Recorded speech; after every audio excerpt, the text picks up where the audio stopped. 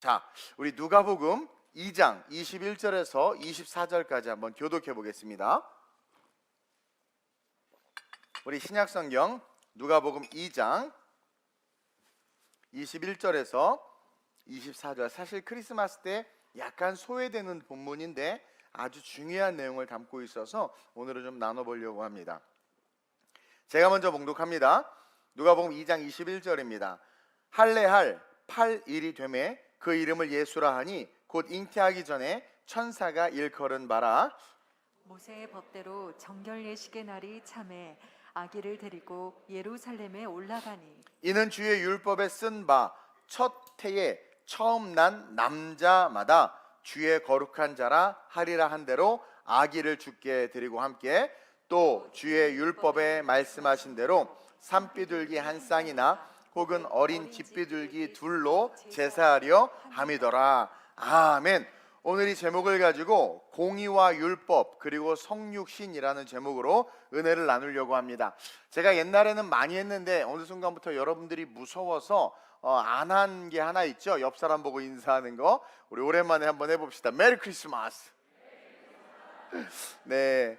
그러면서 한번 물어보세요. 옆 사람에게 물어보세요. 예수님이 왜 오셨을까요?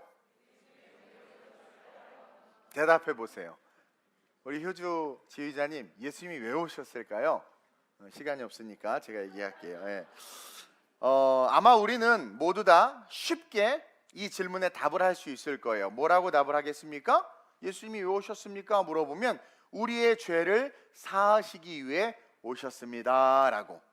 자, 그렇다면 우리의 죄를 사해 주시기 위해서 십자가를 지시기 위해서 오셨다면 왜 굳이 마리아와 요셉을 힘들게까지 하면서 2세 미만의 아이들이 학살당하는 이런 시련과 고통까지 가져오면서 굳이 아기로 태어나셔야 했을까? 아니, 최초의 인간 아담도 성인으로 만들었어요. 그렇죠? 그러면 예수님이 그냥 성인으로 유대인들은요 30살이 될 때까지는 아무것도 못합니다.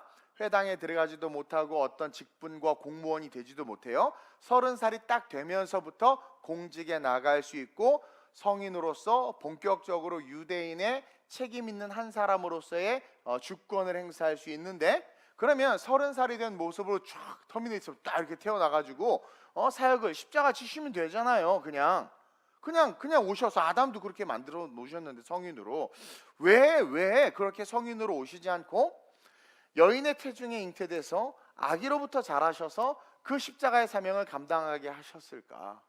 왜 성육신을 성인이 아닌 아기로 오셨을까? 여러분, 이것은요 복음에 있어서 너무나도 중요한 내용입니다. 그러나 오늘은 성탄절이고 아까도 이야기했듯이 영상도 많이 보고 찬양도 너무 은혜롭고 해서 제가 짧게, 그러나 너무 중요하기 때문에 핵심만 나눌 건데 여러분들이 꼭 가슴에 새기고 들으시길. 오늘 설교하고 안 할 거예요 이거는. 그러니까 여러분들이 은혜 받으시길 축원드립니다. 자, 여러분, 사실 천국을 가는 것에 있어서 율법을 지키는 것은 너무나도 중요합니다. 예수님도 율법을 폐하러 오셨다고 하지 않고 완성하러 오셨다고 말씀하고 계세요. 많은 목사님들이 그냥 쉽게 설교하느냐고 율법은 더 이상 의미가 없다, 예수를 믿으면 율법은 이미 없어진 것이다라고 하는데, 없어진 게 아니라 완성된 거예요. 왜 그러느냐? 예수님이 그 율법을 다 지키셨기 때문에 그런 거예요. 그래서 예수를 믿으면 예수님이 율법을 다 지킨 그 의가 의가 전가돼서 공의의 하나님이 우리를 심판하실 수가 없는 겁니다. 공의의 하나님은 악을 그냥 두실 수가 없어요. 만약에 악을 그냥 두면 하나님은 공의의 하나님이 되실 수가 없고 진리는 사라져 버립니다. 그러니까 하나님은 반드시 죄는 벌해야 되는 거예요. 죄는 벌하고 악은 멸해야 되는 거예요. 그래서 공의의 하나님으로서 서 계셔야 흔들리지 않는 그 진리가 진리로서 존재할 수 있는 거예요. 그래서 예수님이 내가 율법을 폐하러 온 것이 아니라 율법을 완성하러 왔다. 볼까요? 마태복음 5장 17절 시작. 내가 율법이나 선지자를 폐하러 온 줄로 생각하지 말라. 폐하러 온 것이 아니요 완전하게 하려 함이라. 여기서 뭘 캐치할 수 있냐면 율법은 없어질 수 없다. 하나님이 명령을 하신 게 없어지면 말이 됩니까? 푸른 마르고 꽃은 시드나 주의 말씀은 영영이 선다고 했는데, 그렇기 때문에 율법은 없어질 수 없어요. 아까도 말한 것처럼 공의의 하나님이시기 때문에 절대적으로 악을 용서할 수 없고, 죄를 없다, 너 내 새끼니까 너만 특별히 용서해 줄게, 이런 편애나 어떤 특별한 어떤 이런, 요즘에 이것 때문에 정치가 문제가 많죠? 이런 어떤 혜택을 받으면 그 순간 하나님은 하나님으로서의 통치권을 잃어버리는 겁니다. 그리고 그 죄와 악을 알게 하는 게 율법이에요. 이것이 죄고 이것이 악이다라는 것을 우리가 어떻게 알아요? 법전이 있기 때문에 법 때문에 알 수 있는 거거든요. 율법을 지키면 의롭고 그렇지 않으면 죄인이 되는 거예요. 그러니까 율법, 그러니까 여러분들 좀 헷갈리는데 그냥 법입니다. 하나님의 법을 말하는 거예요. 율법, 하나님의 법. 로마서 3장 19절에 보면 시작. 우리가 알거니와 물은 율법이 말하는 바는 율법 아래에 있는 자들에게 말하는 자, 것이니. 율법이 말하는 것은 율법 아래에 있는 자들에게 말하는 것인데, 이것은 뭐예요? 최초의 율법을 누가 받았습니까? 아담이 받았어요. 선악과 따먹지 말라. 율법, 하나님의 법이에요. 그러니까 율법이 말하는 반, 율법 아래에 있는 자들, 아담으로부터 시작된 모든 자들에게 이 율법은 뭐다? 유효하다. 계속. 이는 모든 입을 막고 온 세상으로 하나님의 심판 아래에 있게 하려 함이라. 너네들이 뭘 했든 어떠한 말을 하든 그것이 중요한 것이 아니라 그 율법을 지켰느냐 지키지 않았느냐에 따라서 심판이냐 축복이냐가 갈라진다라는 거예요. 그래서 이 말씀을 통해서 하나님은 율법을 통해서 심판을 하시는 분이다 라는 것을 우리가 또 배우는 거죠. 태초에 하나님께서 아담을 창조하셨을 때 아담이 죄가 있었을까요? 없었을까요? 대답해 보세요. 죄가 있었을까요? 없었을까요? 당연히 없죠. 죄가 없었어요. 아담은 하나님이 창조한 이 세상에서 생육하고 번성하며 땅에 충만하며 땅을 다스리고 정복하며 살도록 하나님이 만드셨어요. 만든 이유와 목적을 창세기에 분명히 써놨어요. 이거 다 안 찾을 거예요. 우리가 아는 내용이니까 그렇게 써놨어요. 그리고 아담은 아직은 모르지만 하나님은 아담이 자신이 창조한 세상이 다가 아니고, 그러니까 지구, 하나님이 일주일 동안 창조한, 6일 동안 창조한 이 세상이 다가 아니고 이 세상에서 다스리고 정복하고 살다가 하나님이 계신 천국으로 와야 한다는 것을 알게 하는 실마리 하나를 이 세상에 딱 던져 놓으신 거예요. 그러니까 아담은 죄 없이 딱 창조돼가지고, 죄가 없어요. 죄가 없이 의로운 자예요. 죄가 없이 딱 탄생을 해가지고 창조가 돼가지고 하나님이 창조한 세상을 다스리고 정복하고 번성하고 땅에 충만하면서 살다가 그것이 끝이 아니라 어딘지는 모르지만 있는 그 천국을 향해서 가야 되는 존재구나라는 것을 제공하는 실마리가 뭐냐면 선악과예요. 선악과에 어떤 말이 있냐면 창세기 2장 16절 17절인데 보세요. 시작. 여호와 하나님이 그 사람에게 명하여 이르시되 동산 각종 나무의 열매는 내가 임의로 먹되 선악을 알게 하는 나무의 열매는 먹지 말라. 내가 먹는 날에는 반드시 죽으리라 하시니라. 생육하고 번성하고 다스리면서 살다가 보세요.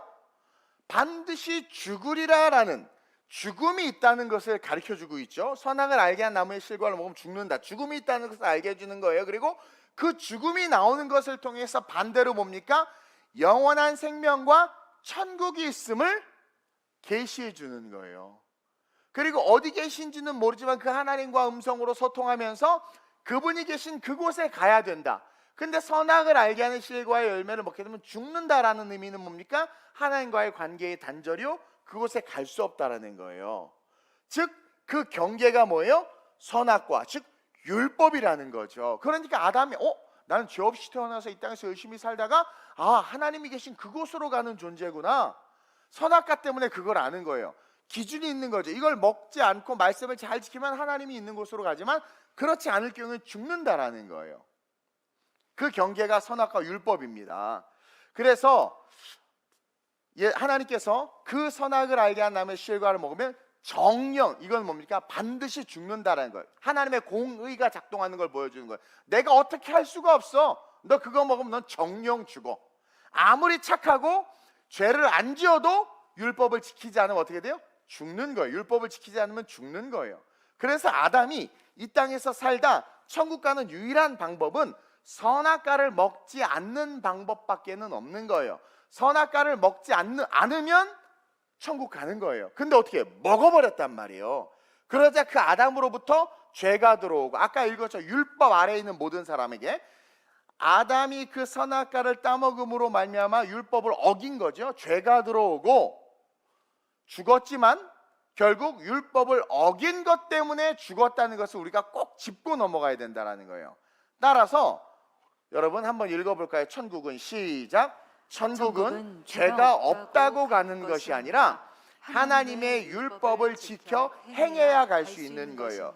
그래서 뭐라고 고백합니까? 의인은 없대, 하나도 없다. 마더 테레사, 뭐 간디, 뭐 성자, 거룩하고 죄 한 번도 안 짓고 뭐 깨끗하게 살고 청령 결백하고 털어도 먼지 하나 안 나고 뭐 다 필요 없어요. 절대로 천국 못 갑니다. 이미 첫 율법을 어겼기 때문에. 오리지널 신, 원죄가 DNA 유전자를 타고 오기 때문에. 그래서 응애 태어나는 순간부터 자꾸 뭔가를 가지려고 하는 거예요. 왜? 욕심으로 선악과를 따먹은 그 원죄의 DNA가 우리 안에 있기 때문에 아이가 남의 집에 가서도 남의 장난감 2개인데 절대 안 놔. 이게 인간이란 말이에요. 그러니까 벌써 창세기에서 하나님은 우리에게 가르쳐주고 있는 겁니다. 그리고 죄를 지은 인간이 그 죄에서 사함을 받기 위해서 하나님은 모세를 통해 하나님의 백성들이라면 지켜야 하는 율법을 주시기 시작해요. 자, 이제 아브라함으로 이스라엘 백성을 만들고 광야의 애굽에서 살다가 그 애굽에서 그들을 하나님의 땅 가나안 땅으로 인도해내는 거죠. 이는 천국으로 가는 여정의 그림자예요. 인도해낼 때 그 모세를 통해서 천국 가기 위해서 정말 많은 율법을 우리에게 주고 있는 거예요. 그래서 그 율법을 지켜 행할 때 구원을 받을 수 있다는 것을 가르쳐 주는 거예요. 즉 율법은 하나님의 뜻을 아는 거예요. 그래서 하나님의 뜻을 알고 그 뜻대로 살아가는 게 율법을 지키는 것이고, 그 뜻대로 살아야 천국 가. 나더러 주여 주여 하는 자마다 천국에 가는 것이 아니요 아버지의 뜻을 행하는 자가 천국에 간다고 그랬단 말이에요. 이게 율법을 지키는 자가 천국에 간다라는 의미예요. 그래서 보면 죄가 관영한 세상 속에서 에녹 들려 올라갔지요. 노아 택함 받아서 방주 만들었지요. 이런 믿음의 사람들이 죄가 원죄가 있었지만 하나님의 율법을 잘 지켰다는 것을 반증해 주는 거예요. 하나님의 마음에 합했고 에녹은 하나님과 동행했죠. 율법을 지켜 행한 거예요. 그러니까 하나님의 뜻대로 들려 올라간 겁니다. 그래서 그 법을 하나하나 자세히 가르쳐줘서 하나님과 동행하도록, 그래서 그 법을 지킬 때 의롭다 하심을 받을 수 있도록, 그래서 들려 올라가게 한 거예요. 근데 인간이 그게 쉽나요? 쉽지 않아요. 대부분 most all people, 모든 사람들은 그냥 죄를 범할 수밖에 없는 거예요. 그래서 결국 인간은 계속해서 번성하는데 번성하면 할수록 하나님을 믿지 않고, 선지자들이 와도 그 선지자들을 믿지 않고 하나님의 뜻과 법을 따르지 않고 자기 마음대로 자꾸 사는 거예요. 그래서 말라기까지 온 겁니다. 말라기까지.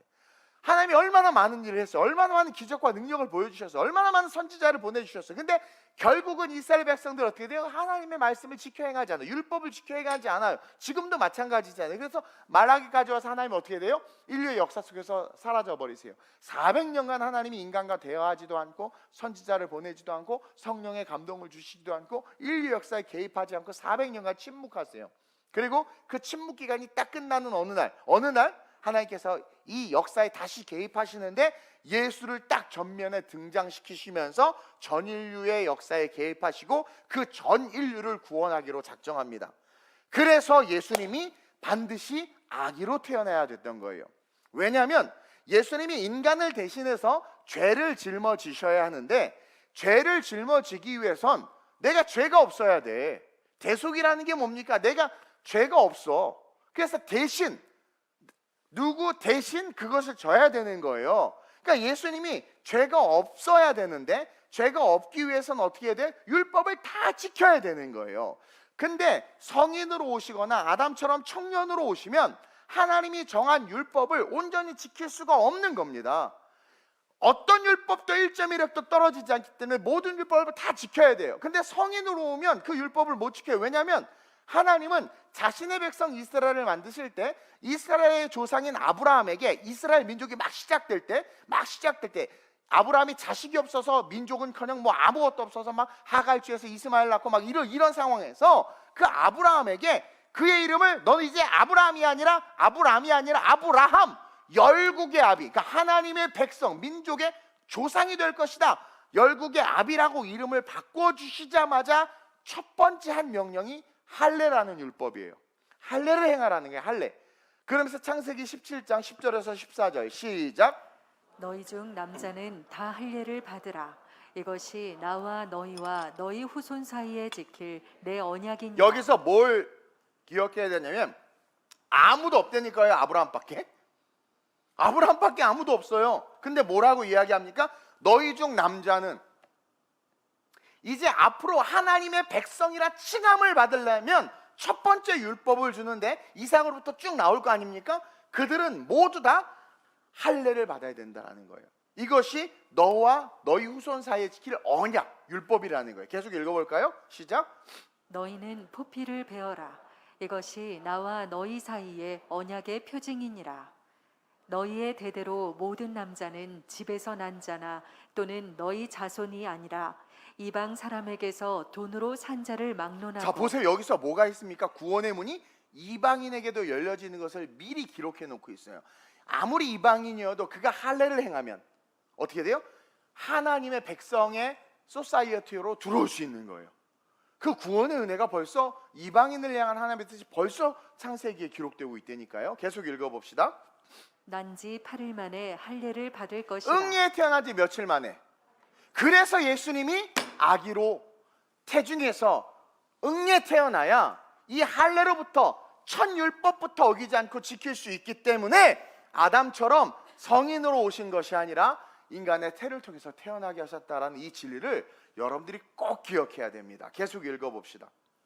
너희 집에서 난 자든지 너희 돈으로 산 자든지 할례를 받아야 하리니 이에 내 언약이 너희 살에 있어 영원한 언약이 되려니와. 네, 첫 율법이에요. 계속. 할례를 받지 아니한 남자 곧 포피를 베지 아니한 자는 백성 중에서 끊어지리니 그가 내 언약을 배반하였음이니. 아무리 이삭을 통해서 계속해서 해서 하나님의 백성이라 칭함받을지라도 할례를 행하지 아니하면 어떻게 돼요? 내 백성이 아니라 정령 죽으리라, 죽여버린다라는 거예요. 죽을 수밖에 없다라는 거예요. 그러니까 이 말씀을 통해서 태어난 지 8일 만에 할례를 받는 것이 모든 이스라엘 남자에게 보여야 되는 첫 번째 율법이다.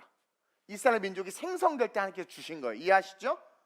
그리고 이 할례를 행하지 않으면 14절에 백성 중에서 끊어지리니 그가 내 언약을 율법을 배반하였음이라 라고 하나님이 직접 말씀하신 거예요. 우리는 모세가 80세가 되었을 때 하나님의 부르심을 받아 타지 않는 떨기나무 앞에서 하나님의 음성을 듣고 신발을 벗고 자기의 과거 인생을 다 부정하고 새롭게 변화를 받아서 애굽에 갇혀있는 이스라엘 백성을 끄집어내는 위대한 사명을 받아서 이제 그 사명을 위해서 아내와 자식들을 데리고 애굽으로 가는 거예요. 그 장면을 우리가 다 알고 있죠. 그래서 자 이제 막 하나님과 떨기나무 앞에서 이런저런 막 씨름을 하다가 굴복해서 손 넣었다 빼고 지팡이 던졌다 하고 막 하고 해서 야 진짜 하나님이시다, 네 가겠습니다 해서 사명을 받았어요. 그래서 장인에게 인사하고 아내와 아이들 데리고 이제 진짜 그 사명을 위해서 애굽으로 떠나는데 얼마나 멋져요. 순종 아닙니까? 근데 갑자기 하나님이 나타나가지고 모세를 죽이려고 하는 거예요. 사명 줘놓고 순종해서 애굽에 바로에게로 가는데 그 앞에 갑자기 나타나서 모세를 죽이려고 한다는 거예요. 이 본문이 이해가 되지 않는다고 말하는 분들이 많이 있는데 한번 볼까요? 출애굽기 4장 22절 24절 시작. 너는 바로에게 이르기를 여호와의 말씀에 이스라엘은 내 아들 내 장자라. 내가 내게 이르기를 내 아들을 보내주어 나를 섬기게 하라 하여도 내가 보내주기를 거절하니 내가 내 아들 내 장자를 죽이리라 하셨다 하라 하시니라. 모세가 길을 가다가 숙소에 있을 때에 여호와께서 그를 만나사 그를 죽이려 하신지라. 이제 바로에게 가서 너 이스라엘 백성 안 보내면 니네들 장자들, 원래 장자는 하나님의 건데 니네 장자들 하나님께서 죽음의 천수로 다 죽여버릴 거야. 그러니까 빨리 내 백성을 내보내줘. 이 사명 메시지를 가지고 가는데 그래서 하셨다 하라 메시지를 가지고 그래서 하시니라. 그래서 모세가 길을 가는데 갑자기 숙소에 있을 때 여호와께서 모세를 만나서 죽이려고 한 거예요. 아니 이게 무슨 일이냔 말이에요. 바로에게 메시지까지 전달하라고 주셔놓고는 앞뒤 없이 갑자기 모세를 죽이려고 한 거예요. 왜요? 그가 아멘하고 순종해서 그 말씀을 지키러 가는데 모세가 자신의 아들에게 할례를 행하지 않은 채로 애굽으로, 그 사명으로 하나님의 역사의 길로 들어서니까 이게 할례를 행하지 않았냐고 죽여버리려고 한 거예요. 그래서 지혜로운 아내 십보라가 어떻게 합니까?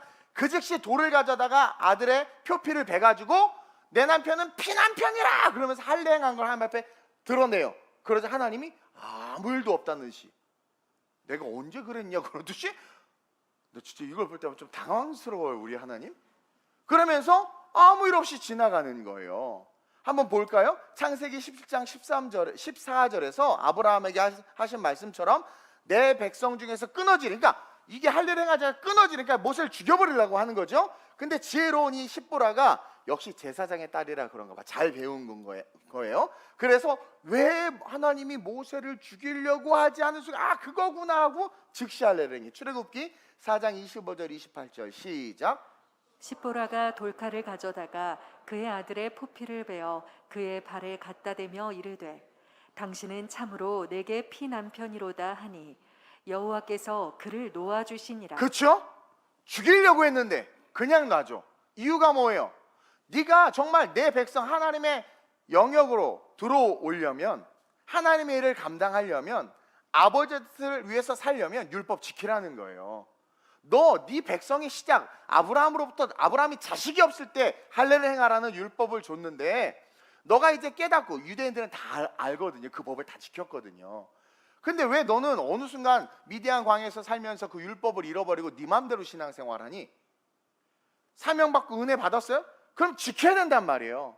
하나님께서 말씀에 우리에게 주신 걸 지켜야 되는데 그건 지키지 않으면서 아싸 사명받았어 하고 그거에만 신나서 걸어가니까 얘 뭐야? 그리고 그냥 죽이려는 거예요. 근데 그 십보라가 할례를 행하니까 바로 그냥 놓아주니라. 그때 십보라가 피남편이라 하면 뭐 때문이다? 할례 때문이었더라. 여호와께서 아론에게 이르시되 광야에 가서 모세를 맞으라 하시매 그가 가서 산에서 모세를 만나 그에게 그 아무 일도 없다는 듯이 하나님께서 아론에게 갑자기 야 모세 올 거야, 모세 만나서 너 입이 돼? 아니 죽이려고 했다가 이게 말이 돼요? 그러면서 뭐라고 말합니까? 모세가 여호와께서 자기에게 분부하여 보내신 모든 말씀과 여호와께서 자기에게 명령하신 모든 이적을 아론에게 알리니라. 그래서 본격적으로 진짜 사역이 시작될 수 있었다.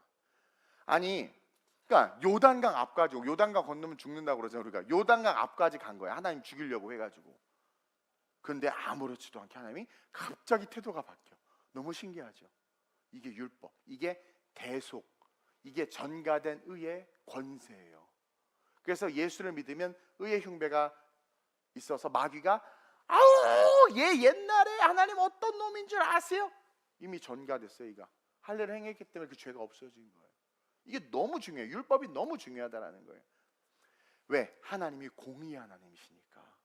그래서 사명을 줘서 모세가 신도 벗고 순종해서 아들 데리고 다 떠나니까 그래 너 할례는 행하지 않았지만 너 그래도 순종해서 가네, 그래 용서해줄게, 이게 아니라는 거예요.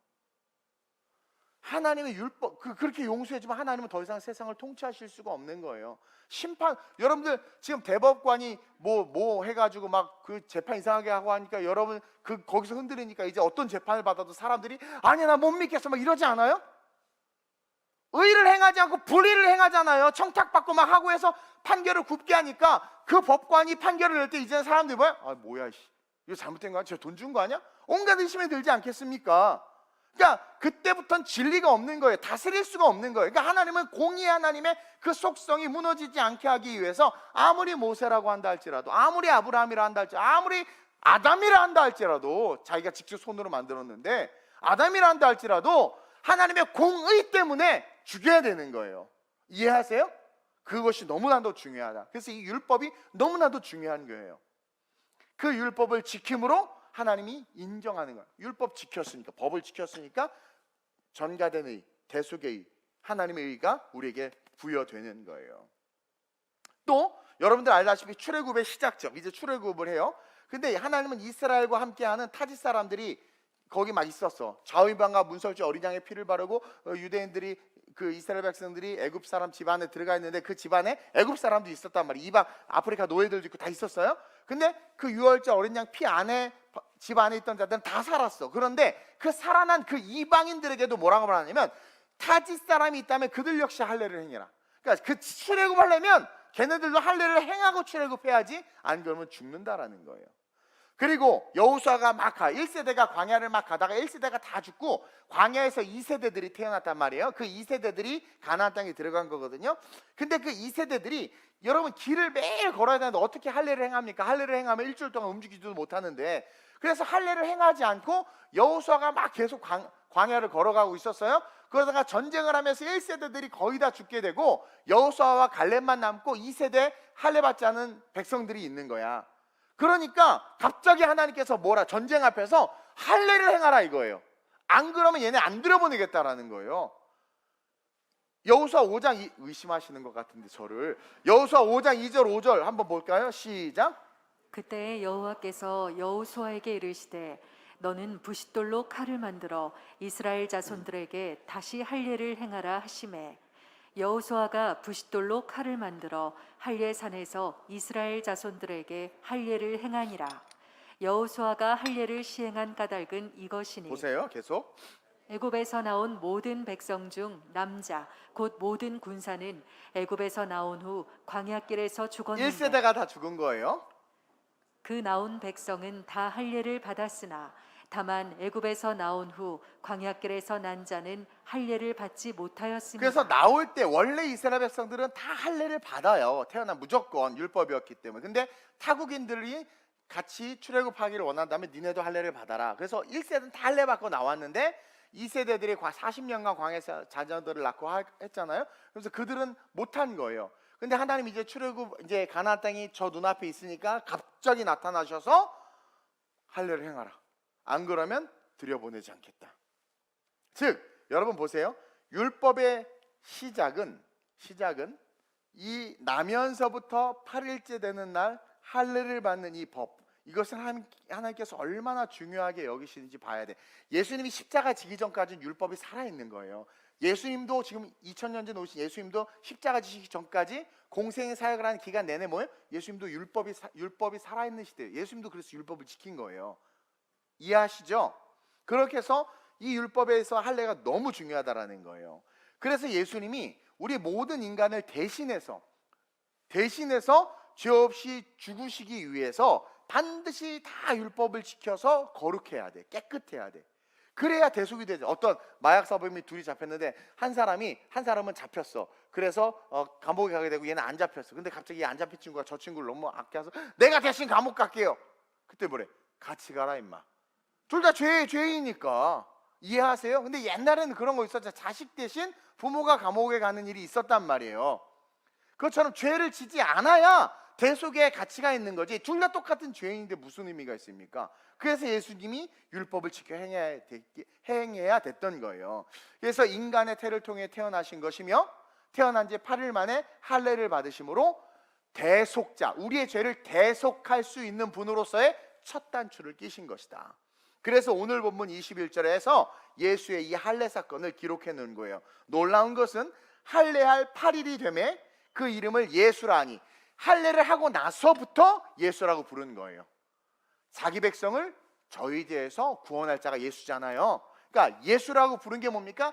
첫 율법을 지켜서 그 단추를 낌으로 말미암아 예수라 하니, 곧 잉태되기 전에 천사가 일컬은 바라, 잉태되기 전에 일컬은 대로 그 사역의 시작을 알리고 있다 이거예요. 그래서 반드시 아기로 태어나야, 인간의 태를 통해서 아기로 태어나야 됐던 거예요. 아무리 모세라도 사명이 있어도 첫 단추, 첫 율법을 끼지 않으면 죽기 때문에. 여러분 뭘 깨닫습니까?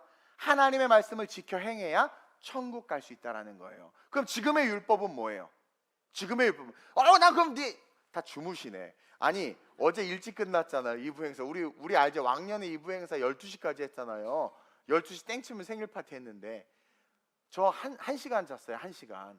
설교 준비하냐고. 여러분 다 주무시면 어떡하지? 너무 어렵나? 보세요. 지금의 율법은 뭘까요? 그럼 예수님을 딱 믿었으니까 나 이제 율법 다 지켰어요. 아니요. 이제 이 성경에 예수님께서 말씀하신 그 일, 전도와 선교를 위해서 성령의 감동을 따라가는 것이 오늘날 우리에게 주신 율법이다. 이것을 지켜 행해야 돼. 그리고 더 놀라운 건 그 십자가 대속의 은혜가 확 살아나면 내가 구원받았어. 나에게 이런 은혜. 아니 저도요, 저에게 잘해주신 분, 우리 교회 막 헌신하는 분들을 위해선 정말 미안하지만 기도가 더 많이 나와요. 어쩔 수 없어, 사람이니까. 더 많이 나오고 감사가 더 크지.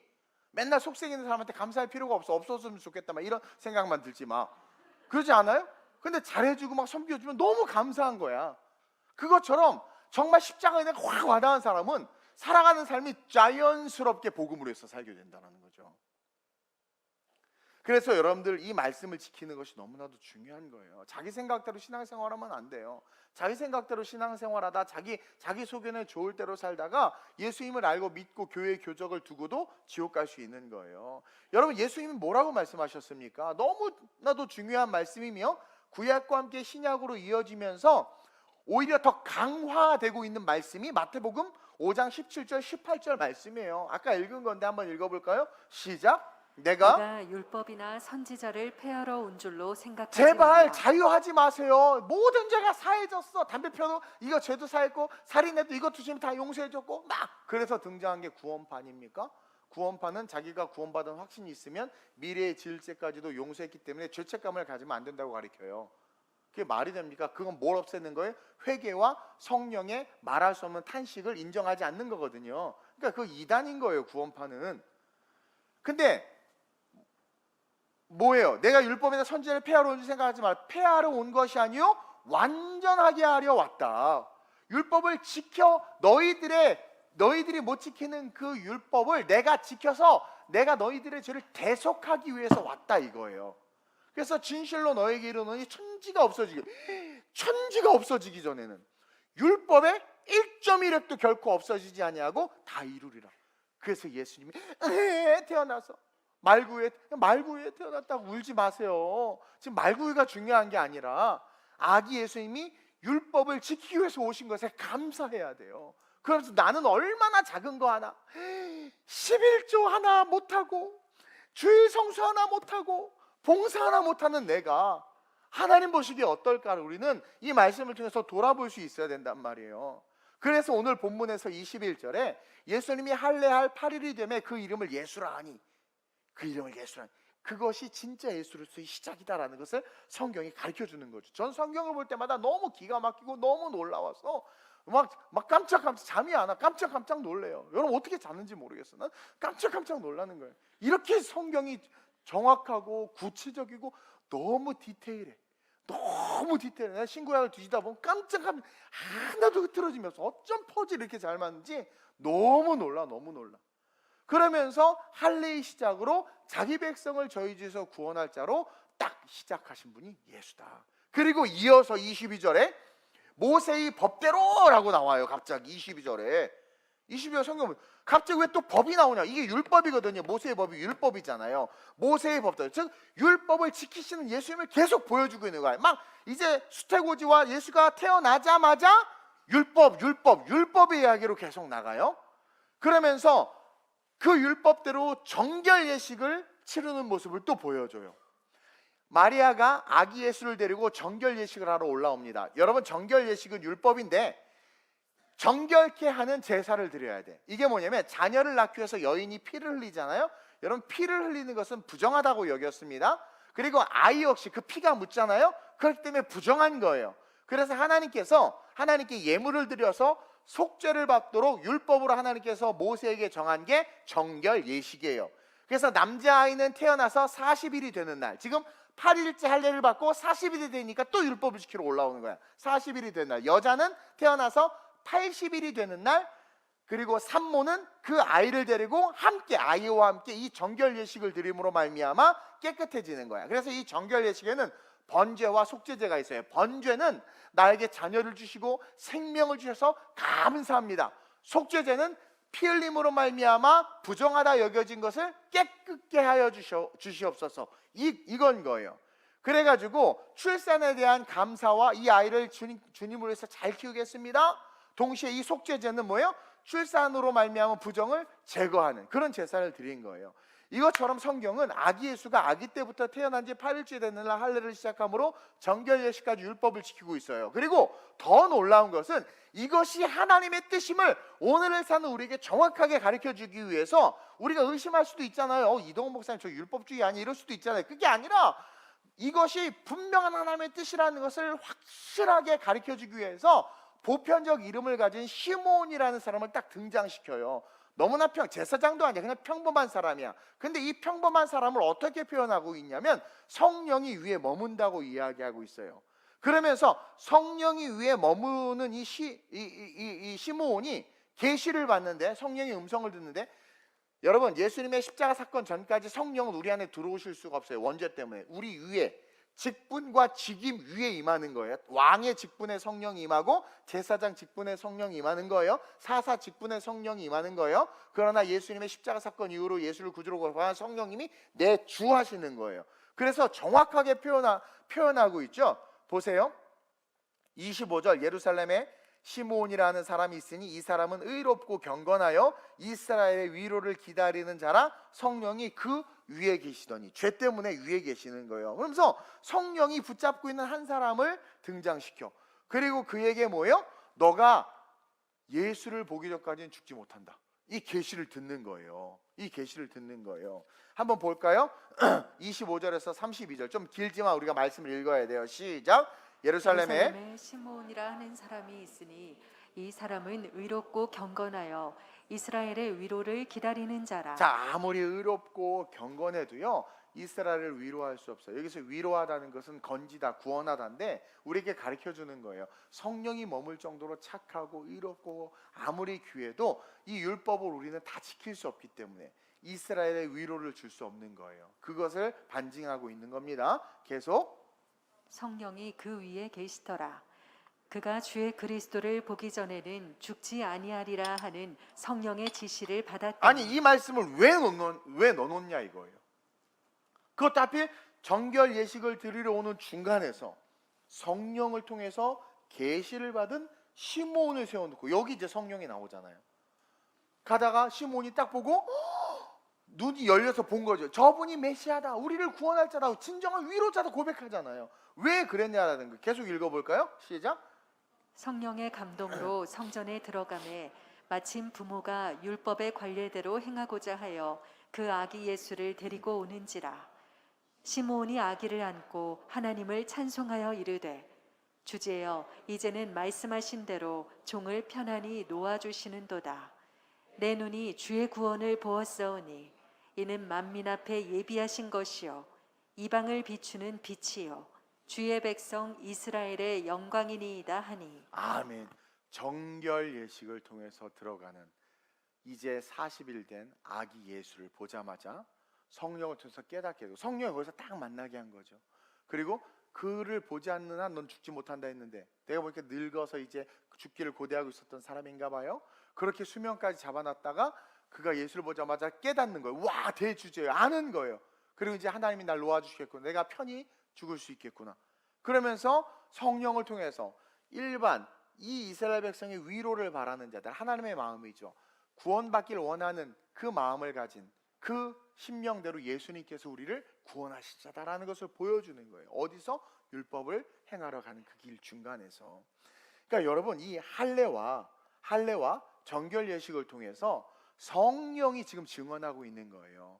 아기 예수로 오신 예수님이 이 할례와 정결 예식, 율법을 하나하나 지키심으로 말미암아 우리의 죄를 대속하실 구세주로 걸어가고 있다.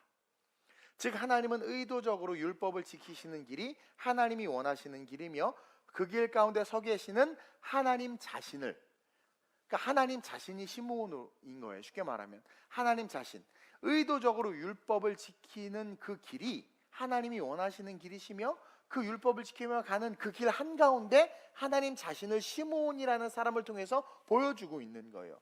만약 정결 예식을 치르지 않았다면 예수님은 더 이상 우리를 대신해서 죽으실 수가 없는 거예요.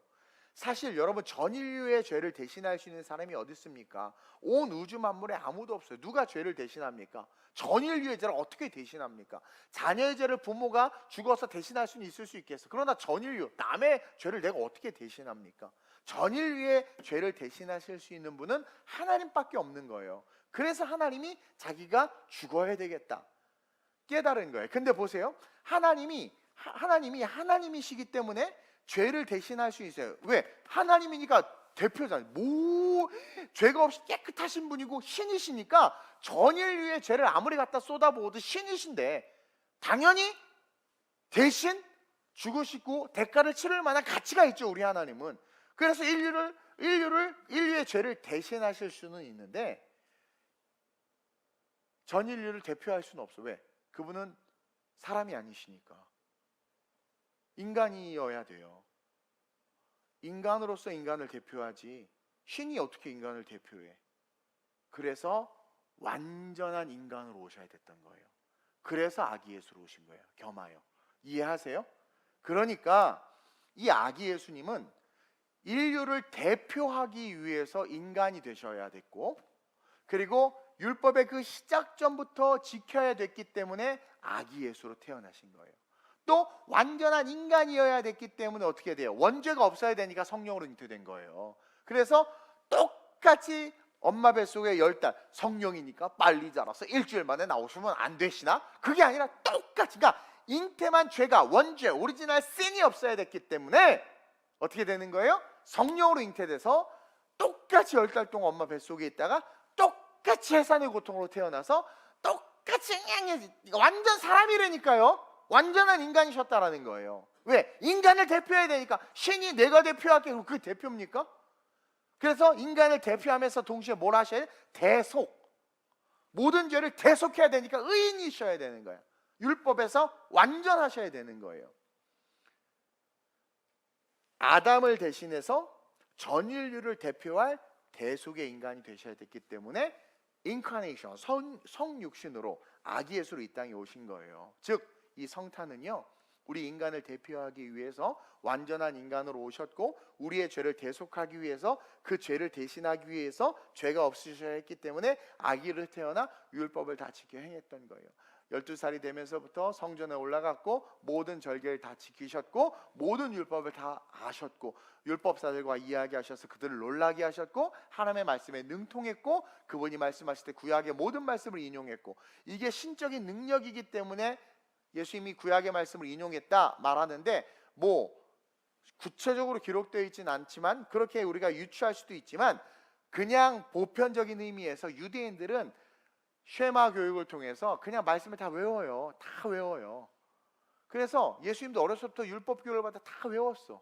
선지서들 다 외웠어. 그래서 외운 걸 그대로 말하는 거예요. 똑똑해요. 성령이 가르쳐 준 게 아니라. 이해하세요? 그래서 그렇게 말한 거예요. 다음부터는 가볍게 설교할게요. 죄송해요. 난 정말 이 성탄의 의미를 여러분들에게 가르쳐 주려고 했는데 여러분들이 거의 눈이 막 다 이러셔가지고 갑자기 열정이 확 사라지네.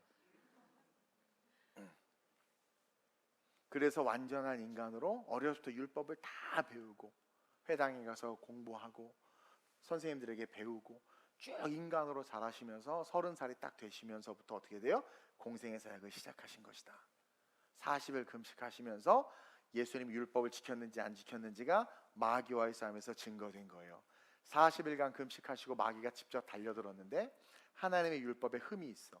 하나님의 율법을 지키지 않는 게 있으면 마귀가 가만히 있겠습니까? 참소하는 자인데. 근데 어떻게 돼요?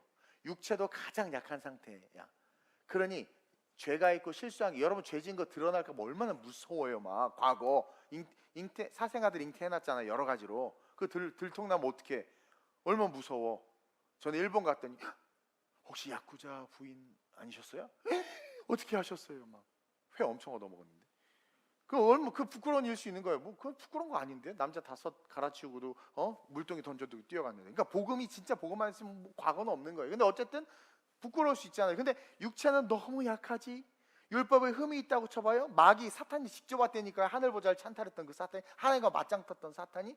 근데 율법에 너 할례 안 받았어 임마. 그럼 끝장이에요. 끝장. 근데 말씀으로 다 이겨내셨잖아요. 검증 받으신 거예요.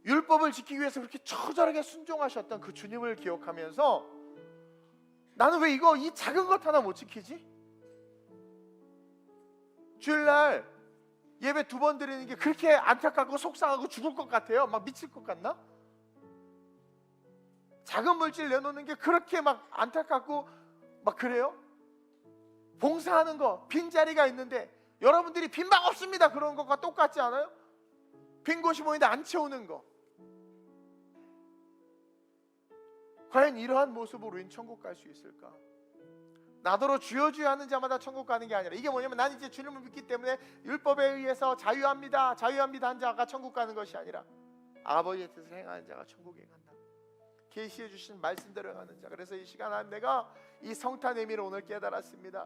어린 아기 예수 때부터 그렇게 헌신하면서 우리를 위해서, 우리를 대신하시고 대속하시고 대표하시기 위해서 걸어가셨던 주님과 같이 이제 내가 이 세상에서 예수님을 대신해, 예수님을 대표하며 복음을 대표하며 복음을 증거하며 주님께 빛을 받아 빛을 증거하는 삶을 살길 원합니다. 내가 주님 앞에 부끄럽지 않은 신앙으로 2023년 일어날 수 있게 해달라고. 언제 주님 오실지는 모르지만 그날이 두려운 게 아니라 그날이 ready, 준비되어 있기 때문에 not yet, 아직은 아니지만 expect the Lord, 주님을 기대하며 오늘을 사는 내가 될 수 있게 해달라고. 나를 세워달라고, 우리 자녀들을 세워달라고, 하나님 앞에 거룩한 모습으로 섬으로 천국이 실제가 되게 해달라고 우리 주님을 3번 부르고 합심으로 전심으로 기도합니다.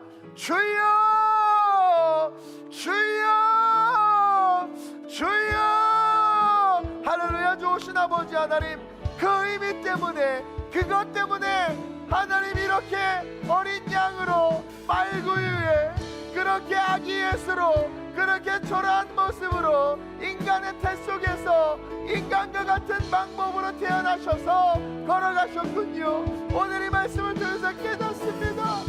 하나님, 단지 8일 만에 할례를 받으시고 정결 예식을 받으시고 율법을 배워 그 율법을 지키며 똑같은 인간이지만 우리의 죄를 대속할 수 있도록 처절하게 순종하시고 처절하게 헌신하신 그 주님을 바라봅니다.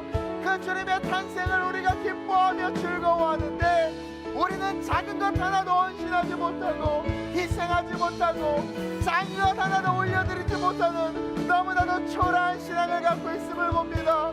그러나 오늘 말씀을 통해서 깨달았습니다. 2022년 마지막 주일, 이제 이것 보내고 2023년 송구영신 예배 때부터 처절하게 순종하는 신앙인, 처절하게 헌신하는 신앙인의 삶을 살겠습니다. 처절하지는 못할지라도 성령께서 내게 주시는 감동 하나만큼은 하나님 순종할 줄 아는 신앙인, 하나님께서 전도하고 선교하라고 하신 말씀에 그래도 한 발짝 내딛는 신앙인, 하나님이 빚값으로 세운 교회를 교회되게 하기 위하여 하나님 한 발짝 더 신앙 안으로, 하나님 교회 안으로, 예배 안으로 들어오는 그런 신앙인, 그런 신앙인이 내가 되고 우리가 되겠습니다. 부족한 종 역시 하나님 육체의 곤곤한 피곤과 세상을 쫓는 것이 아니라 한 발짝 더, 한 발짝 더 하나님 그 주님의 헌신 속으로 들어가 헌신하는 종 되게 하시고 순종하는 종 되게 하시고 우리 모든 권사님, 안수 집사님, 우리 서리 집사님들, 우리 모든 성도들, 우리 모든 청년들 그렇게 헌신하며 전가된 의로 말미암아 의롭게 하심을 주신 그 하나님 앞에 감사하며 이 성탄 세상의 빛을 발하는, 세상의 소망을 주는 그런 거룩하고 멋진 성도들 되게 하여 주옵소서. 우리 교회를 크고 위대하고 아름답게 써주시옵소서. 숫자가 많아지고 재정이 많아지는 것이 아닙니다. 하나님이 마음껏 쓰실 수 있는 교회가 되는 것, 그것이 우리의 소원입니다. 내가 누구를 보내며 누가 우리를 위하여 갈고 지금도 고민하시고 말씀하시는 주님 앞에 아름다운 우리 교회가 여기 있습니다. 우리 권사님, 안수집사님, 우리 집사님들이 여기 있습니다. 종이 여기 있습니다. 우리를 써 주시옵소서.